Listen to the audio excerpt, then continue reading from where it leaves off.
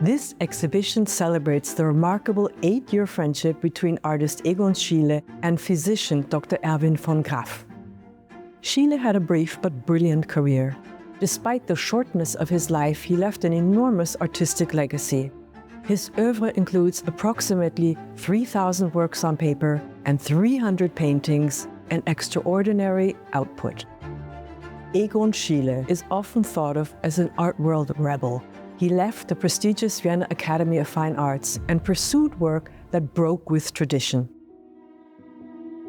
Schiele came into his own in the year 1910, and this is exactly at the time that he met Dr. von Graff. The centerpiece of the show is Schiele's 1910 oil-on-canvas portrait of Dr. Erwin von Graff. Graff was 32 years old at the time, and Schiele was 20. Dr. Erwin von Graff was one of these very educated, cultured medical doctors who came out of the monarchy. He was tall, good-looking, had a very distinct profile. In addition to that, he was extremely interested in art and in music. So he's a multifaceted character. For me, the portrait of Erwin von Graff is significantly important because it's one of the first he did as an expressionist, and it's already a masterpiece. For many years I have been thinking about the color of his arm, especially the left arm. You see blue, green, white, very dark skin. We see the prominent bandage on his finger. In my research, I met a member of the Graff family, and he told me from the family stories he knows that Graff had radiodermatitis. This is skin damage when you are exposed too much to X-rays, and at that time they did not know about it. So I think this is not only a portrait of his friend Erwin von Graff, but it's a portrait of modernism, of modern medicine. You see this portrait, you can't stop thinking of it. Before an artist commits to a big canvas like that, he generally makes preparatory sketches.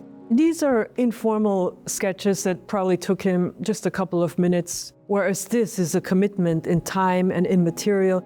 So this portrait probably was started at the hospital in between him going out to treat patients. I think the piercing gaze of the sitter almost has a haunting quality to it. And you also can see that he was a highly intelligent man. And I think Schiele really was able to capture that. The doctor was among the very first to recognize Schiele's great talent, allowing the artist to visit his clinic for women's health.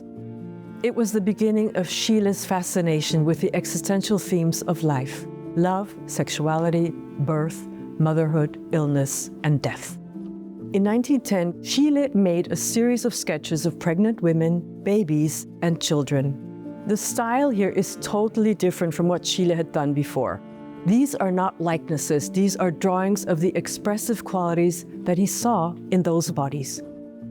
We are seeing the human figure in its most vulnerable state: a naked pregnant woman, a newborn child. These are things that normally you would not be seeing. And I think Schiele understood the importance of having this opportunity that Dr. von Graff gave him to make these depictions. This is where Schiele really becomes Schiele. So Schiele was at the beginning of this modern breakthrough. And you see him here, this is probably from early 1910, because he had economic constraints. He was his own best model. But he was really exploring the self and identity and this whole expressive quality that is manifested.